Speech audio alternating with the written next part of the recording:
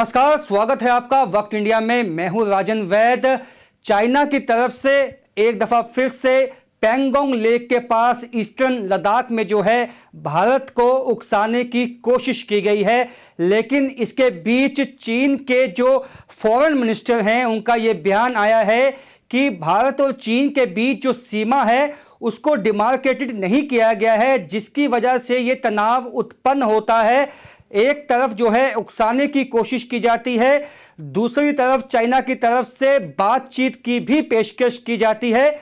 ऐसे में चीन की क्या है चाल, इसको समझने की कोशिश करेंगे। हमारे साथ डिफेंस एक्सपर्ट हैं ब्रिगेडियर अनिल गुप्ता। सर, बहुत बहुत स्वागत है आपका वक्त इंडिया में। धन्यवाद। सर, एक तरफ जो है उकसाने की कोशिश की जाती है चीनी जो सैनिक हैं उनकी तरफ से, लेकिन जो उनके फॉरेन मिनिस्टर हैं वो कहते हैं कि वो चीन जो है वो बातचीत से मसले को हल करना चाहता है। कैसे देखते हैं इसको? देखिए, ये जो 29-30 रात को घटना हुई है जी उसे साफ जाहिर है कि भारत ना तो चीन पर ना ही चीनी सेना पर विश्वास कर सकता है। जी एक तरफ बातचीत का दौर चलता है, डीएस्केलेशन की बात चलती है, और दूसरी ओर चीनी सेना स्टेटस को यानी यथास्थिति को बदलने की कोशिश करती है। जी ये तो भारतीय सेना की चौकसी को शाबाशी देनी होगी कि उन्होंने जो चीन की तरफ से कोशिश थी जी साउथ बैंक पैंगोंग के ऊपर यथास्थिति को बदलने की, उसको प्रीएम्प्ट किया और चीनी सैनिकों को वहां आने से पहले ही रोक दिया। जी जैसा कि दर्शक जानते होंगे, जो LAC है, लाइन ऑफ एक्चुअल कंट्रोल, वो नॉर्थ टू साउथ आती है और नॉर्थ के इलाके में सबको बड़ी अच्छी तरह फेमिलियर है, फिंगर 1, फिंगर 2, फिंगर 4, फिंगर 8 तक। और फिंगर 8 से नीचे जब LAC आती है साउथ बैंक के ऊपर, तो LAC के ईस्ट की तरफ एक और लेक है, उसको हम कहते हैं स्पानगुर लेक। और वेस्ट की तरफ दो इंपॉर्टेंट फीचर्स हैं जिसे कि सारे भारतीय बड़ी अच्छी तरह जानते हैं, वो है रजांगला और चुशूल। रजांगला वो फीचर है जहां पर मेजर होशियार सिंह की कंपनी ने 1982 की लड़ाई में वो पूरा लड़ाई की थी चीन के साथ, और मेजर होशियार सिंह को वहां पर, मेजर शैतान सिंह को वहां पर परमवीर चक्र मिला था। बिल्कुल। तो ये जो चीन की कोशिश थी कि किसी तरह वो साउथ बैंक के ऊपर भी जो हाइट्स फिंगर्स एरिया को डेप्थ देती हैं उनको ऑक्यूपाई करे, और जिस तरह से हमारा जो डिफेंसेस हैं रजांगला चशुल उसको थ्रेटन करे, और साथ ही साथ जो रोड जाती है दौलताबे गोल्दी को उसको थ्रेटन करे। इस नापाक इरादे को हमारे सैनिकों ने एक बहुत ही बोल्ड, ब्रिलियंट और मैं कहूँगा कि चौंका देने वाली मूव रात के समय की, और चीनी सैनिकों को उनका जो प्लान था उसको बिल्कुल नाकामयाब कर दिया। सर, 15-16 जून को याद होगा किस तरह से चीनी सैनिक जो हैं गलवान घाटी में धोखे से हमला किया था। हालांकि उनको तब भी मुंह की खानी पड़ी थी, लेकिन अब जो है एक तरह से जब चीफ ऑफ डिफेंस स्टाफ देश के ये बोल देते हैं कि मिलिट्री ऑप्शंस भी खुली हैं, उसके बाद भी उकसाने की ये कोशिश, क्या आपको लगता है क्या चीन युद्ध चाहता है? देखिए, चीन युद्ध चाहता है या नहीं ये कहना बहुत मुश्किल है, क्योंकि चीन की स्टैंड में कोई कंसिस्टेंसी नहीं है। एक तरफ चीन बातचीत की बात करता है, दूसरी तरफ मिसाइल डिप्लॉय करता है तिब्बत के अंदर, साथ ही साथ अपनी सेना की जो वहाँ पे कैंप्स हैं उनको सुदृढ़ कर रहा है, सर्दियों में रुकने का बंदोबस्त कर रहा है। तो ये सारी चीज़ें जाहिर करती है कि कहीं ना कहीं चीन के मन के अंदर वो सफाई नहीं है, और चीन का कोई इरादा कुछ और ही है। इसलिए ये कह पाना कि चीन युद्ध चाहता है या नहीं, मैं इस पर कमेंट नहीं कर सकूंगा, पर मैं इतना जरूर कहूँगा कि चीन की नीयत साफ नहीं है, और ये चीन ने साबित कर दिया 29-30 की रात को, क्योंकि चीन की नीयत साफ नहीं है। इसलिए मैं ये कहता हूँ क्योंकि हमारे चीफ ऑफ डिफेंस स्टाफ के बयान के बाद शायद चीन हमें उकसाने की कोशिश कर रहा था, और उकसाने के साथ साथ वो एक और हमें संदेशा देना चाहता था कि अगर आप ऐसा कहते हैं तो हम ये करते हैं और आप कर लो। पर उनको जवाब भारतीय सेना ने फौजी लैंग्वेज में दिया। फौजी लैंग्वेज ये है कि अगर आप कर सकते हो तो हम भी करेंगे, अगर आप हमारे इलाके में आके बैठते हो तो हम भी आपको ऐसा ही जवाब दे सकते हैं। इसे फौजी भाषा में कहते हैं क्विड प्रो को, बिल्कुल। तो क्विड प्रो को की जो ऑप्शन भारतीय सेना ने इस बार ली है, ये बहुत ही बोल्ड और टाइमली एक्शन है, जिससे कि चीन अब घबरा गया है। जी सर, इसके साथ साथ जैसे आपने बताया है कि सर्दियों में भी बैठने का जो इंतज़ाम है वो चीन की तरफ से किया गया है, और पाकिस्तान को भी डिफेंस इक्विपमेंट जो है चीन की ओर से दिए गए हैं। हालांकि भारत ने भी वियतनाम को देने की जो है पहल की है। आप इन तमाम स्थितियों को कैसे देखते हैं? क्या दोनों तरफ से तैयारियां हैं? जहां तक चीन और पाकिस्तान का संबंध है, चीन तो चाहता है कि वो पाकिस्तान को एज ए वेसल स्टेट इस्तेमाल करे जी।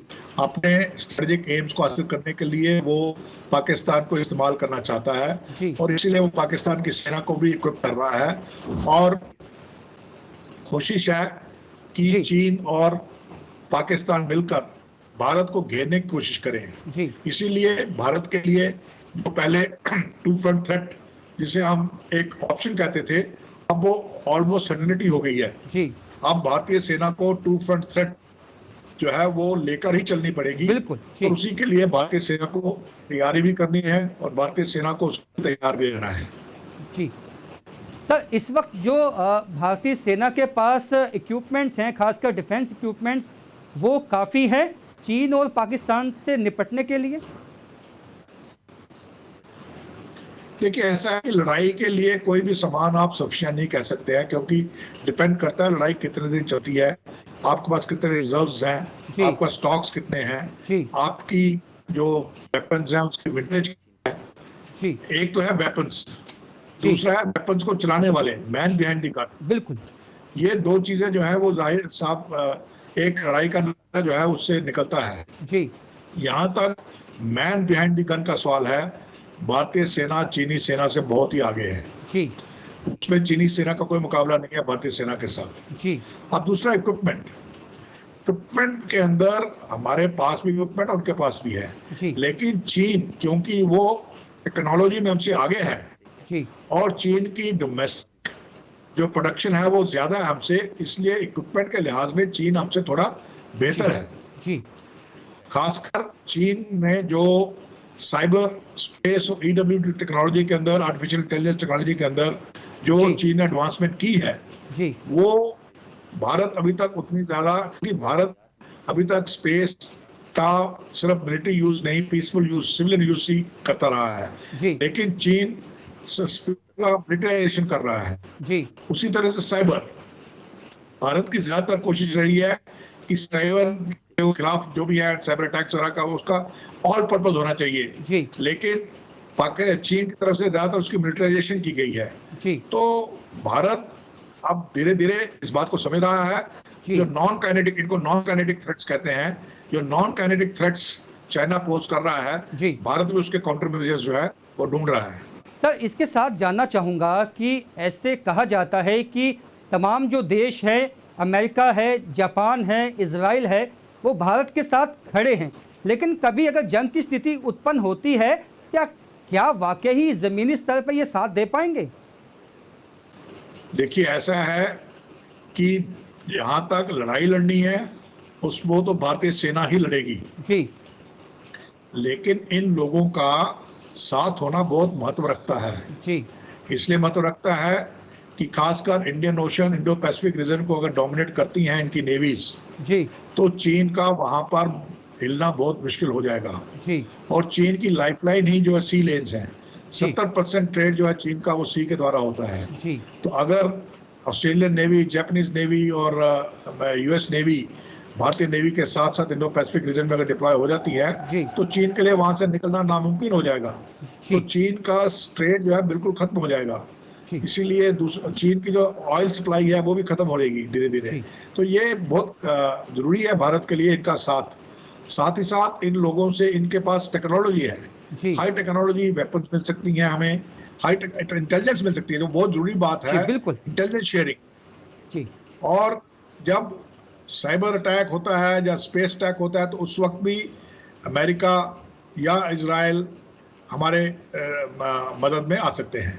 जी, ठीक है सर, एक अंतिम सवाल आपसे होगा कि जो अभी स्थिति उत्पन्न हुई है, इसके बाद भारतीय सेना का क्या स्टैंड रहेगा? और क्या केंद्र सरकार इसको सख्ती से लेगा? देखिए, भारतीय सेना का स्टैंड शुरू से ही बिल्कुल साफ रहा है और अब भी वही स्टैंड है कि आपको हमारी जमीन, एक एक इंच जमीन जो है वो खाली करनी पड़ेगी जी। आप ये क्विड प्रो को ऑप्शन अडॉप्ट करके भारतीय सेना ने चीन को ये मैसेज दे दिया है कि अगर आप कुछ करोगे तो हम उसका उतना ही जवाब देंगे या उससे ज़्यादा आपको जवाब देंगे और हम ऐसे हाथ पे हाथ धरे बैठे नहीं रहेंगे। इसलिए चीन को मैसेजिंग जो है बड़ी क्लियर हो गई है। और जहाँ तक भारत सरकार का स्टैंड है, भारत सरकार का स्टैंड भी बिल्कुल यही है कि चीन को हमारी भूमि खाली करनी पड़ेगी और अगर नहीं करते हैं तो जैसा चीफ ऑफ डिफेंस स्टाफ ने कहा कि अगर टॉक्स फेल हो जाती हैं तो हमारी मिलिट्री ऑप्शन जो है वो भी टेबल के ऊपर है। बहुत बहुत शुक्रिया सर, आप हमारे साथ जुड़े, अपना जो है आपने व्यूज़ रखे। तो ब्रिगेडियर अनिल गुप्ता जिन्होंने ये साफ कर दिया है कि भारत अपनी 1 इंच भूमि जो है वो चीन को नहीं देगा, स्टैंड क्लियर है। और चीफ ऑफ डिफेंस स्टाफ ने पहले से ही कह दिया है कि अगर टॉक्स फेल होती हैं तो मिलिट्री ऑप्शंस खुली हैं। ऐसे में जो स्थिति है इस वक्त गलवान घाटी में वो काफ़ी सेंसिटिव बनी हुई है, इस बात को समझा जा सकता है। फिलहाल मेरे साथ इतना ही, देखते रहिए वक्त इंडिया।